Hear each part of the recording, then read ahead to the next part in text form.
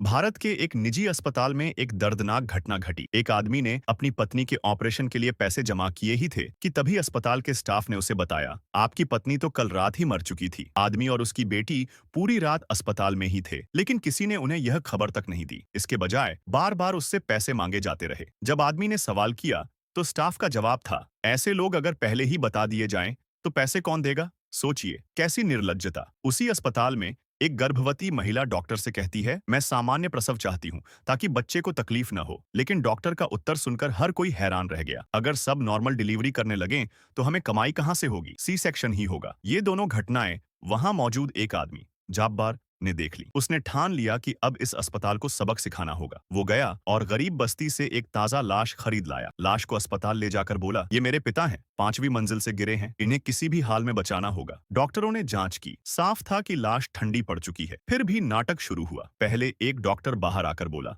आपके पिता की हालत गंभीर है, तुरंत ये 15 दवाइयां खरीद लाओ। दुकान भी अस्पताल के सामने वाली बताई। जाब्बार ने 10 लाख रुपए खर्च करके 2 बैग दवाइयों के ला दिए। थोड़ी देर बाद नर्स आई और बोली, कुछ दवाइयां तो वापस कर दो, फर्जी हिसाब में डालना है। फिर डॉक्टर बोला, आपके पिता को ब्रेन हेमरेज हुआ है, हमें 30 लाख एक्सपर्ट फीस चाहिए। जाब्बार बोला, अगर पिताजी बच जाएं तो पैसा कोई मुद्दा नहीं। घंटों तक ये दिखावा चलता रहा, लेकिन जैसे जैसे समय बीता लाश सड़ने लगी, बदबू फैलने लगी। डॉक्टरों को लगा अब बात छुपाना मुश्किल है। आखिर में बाहर आकर बोले, सो सॉरी, पेशेंट नहीं बच सके, काश आप पहले आते। जाब्बार मुस्कुराया, क्योंकि ये वही जवाब था जिसकी उसे उम्मीद थी। उसने तुरंत डेथ सर्टिफिकेट निकालकर डॉक्टर के मुंह पर फेंका और बोला, देखो मौत का टाइम साफ लिखा है, तुम लोग 6 घंटे तक लाश पर नाटक कर रहे थे। डॉक्टर घबरा गया, कागज मुंह में डालकर सबूत मिटाने की कोशिश करने लगा। जाब्बार ने हंसते हुए एक और सर्टिफिकेट निकाल लिया, ऐसे 100 हैं मेरे पास, जितने चाहे खा लो। अब जाब्बार ने अस्पताल से 5 अरब का मुआवजा और सारे पैसे वापस मांगे। नाम और इज्जत बचाने के लिए अस्पताल मान गया, लेकिन जाब्बार यहीं नहीं रुका। उसने बाहर जाकर सच्चाई सबको बता दी। हजारों लोग अस्पताल के बाहर जमा हो गए। उसी वक्त अस्पताल का मालिक,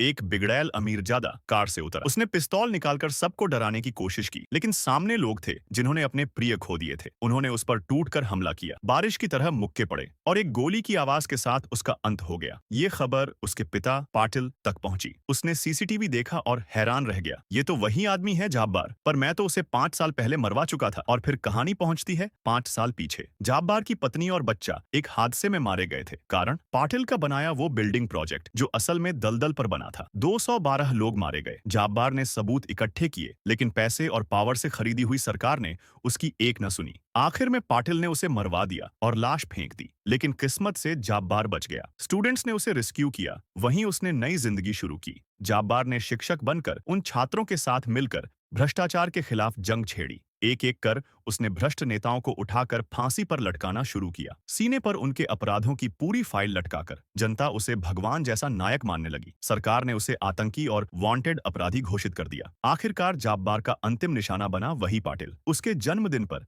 नकाबपोश पार्टी के बीच जाब्बार ने उसे अगवा कर लिया। दोनों में भीषण लड़ाई हुई। अंत में जाब्बार ने पाटिल को पटककर स्विमिंग पूल में डुबो दिया और इस तरह अपने परिवार का बदला लिया। इसके बाद जाब्बार ने खुद पुलिस में जाकर सरेंडर कर दिया। पूरे देश में लोग उसके समर्थन में सड़कों पर उतर आए। फांसी के दिन जेल वैन को घेरकर जनता चिल्लाई, जाब्बार को रिहा करो। जाब्बार वैन की छत पर चढ़ा और बोला, हाँ मैंने गलत किया, न्याय सही था लेकिन तरीका गलत था। गब्बर कोई एक आदमी नहीं, गब्बर वही है जो भ्रष्ट है, जो दूसरों का खून चूसता है। और फिर भीड़ गरज उठी, गब्बर आएगा, गब्बर आएगा। जाब्बार ने शांति से मौत को गले लगाया। उसकी शहादत लोगों के दिलों में अमर हो गई।